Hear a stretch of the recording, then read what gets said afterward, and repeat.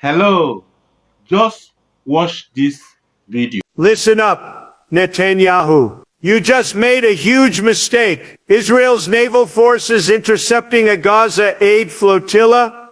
What were you thinking? Do you really believe you can push around the international community? Well, think again. Let me be crystal clear. Under my leadership, America has always had Israel's back.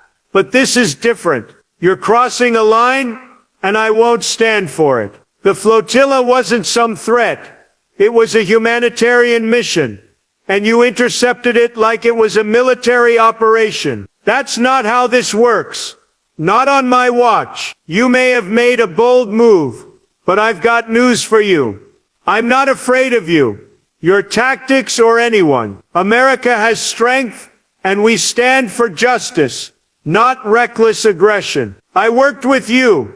I respected you. But if you continue down this path, if you think you can do whatever you want without consequences, you're wrong. This is a warning. You better rethink your actions, because next time it won't just be words. And hear me loud and clear. The United States will not stand with you on this if you keep shutting down humanitarian aid. We will not support that. Not under my watch. Believe me. Welcome back. Do you just heard that? Do you heard what Trump was saying? I don't know. Sometimes I wonder if Israel are really God's people. The way they are killing and all that, the thing baffles me. Well, anyway, what is your take? Drop your comment below. If what Netanyahu is doing is right or wrong.